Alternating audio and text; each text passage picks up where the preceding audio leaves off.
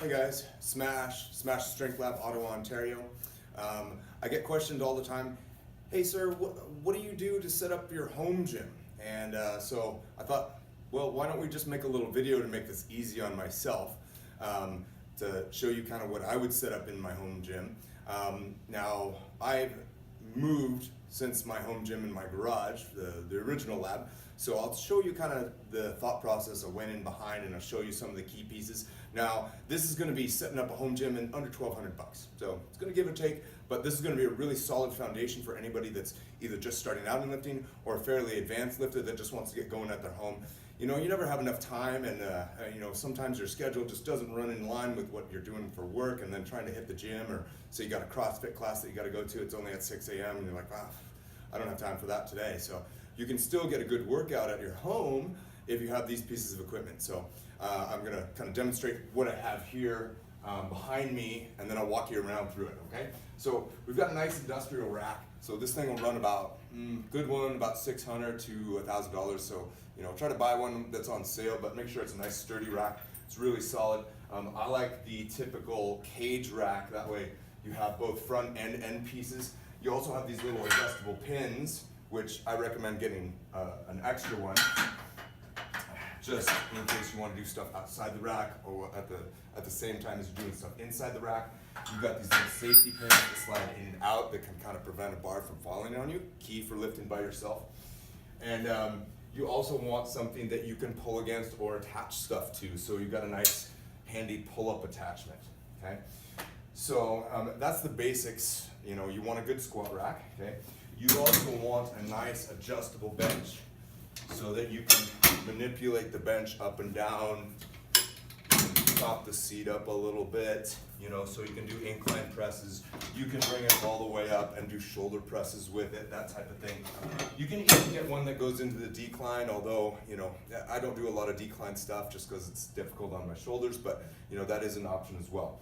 And then the other piece that you're going to want is a good barbell set. So you know, your basic barbell, and then you've got plates.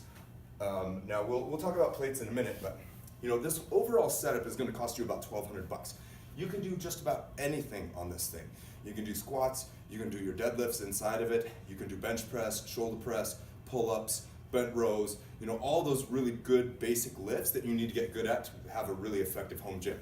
All right, let me adjust the camera angle and we'll go walk through some of it, okay?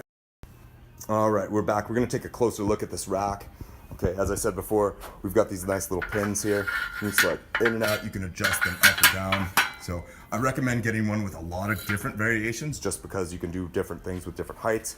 Okay, you've got your safety bars. Now some racks have safety catches. I prefer the hard racks because you can actually pull off of those. So, you know, that's kind of user-based opinion. So this rack also has a nice little dip attachment bar that you can throw in up top here, and then you can go ahead and position that so you can do dips on your rack here. Kind of messed up on that one.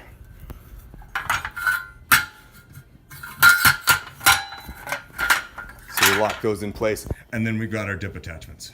Okay, so you can do dips off of there. That's nice. Okay, now let's talk about our plates. Okay, so you're gonna want at least 145, a 25. Don't bother getting the 35. No real lifter uses a 35-pound plate. Okay, get 2 10s. Okay, you might even get 2 5s, but you can get by with one, and then a 2.5. Okay, for those that are small interval weights. So, you know, altogether we got 225, a little bit over 235 on here. So you can sometimes get a nice barbell setup with over 300 pounds for like 199 bucks. So that's nice. Or watch your Craigslist, Kijiji, that type of thing. So those are also very nice. Okay, let's go into the top part of the rack. Okay, sorry about the lights. So now I have a nice adjustable pull-up station here with varying handles. I recommend getting that just in case you have shoulder problems or anything, and you can kind of vary the grip up just to change things up a little bit. It's very nice. I've also got a pair of fat grips up here.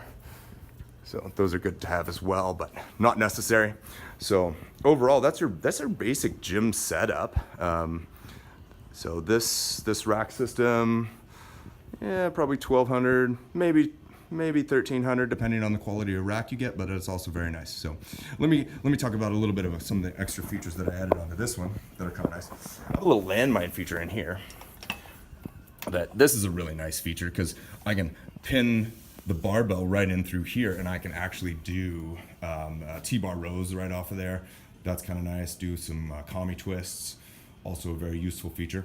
The other thing I would mention is if you're going to have a small amount of space in your garage or whatnot, so like having this thing pinned into the ground like I have, so all I did was drill some holes and then put some countersinks right into the concrete. That way this thing is nice and solid, and then I can use it for attaching things like I've got this little TRX strap here that we do rows and stuff all the time off. That's also another useful piece of equipment. But anyway, just kind of an addition. All right, there you go, your home gym setup.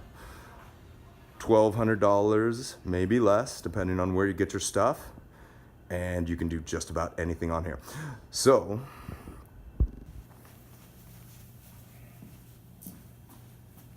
that being said, now that you have a home gym setup that fits your needs, it's in a small space, about a 10 by 10 square foot space. Make sure you account for ceiling height. Ceiling height's probably about 9 to 10 feet.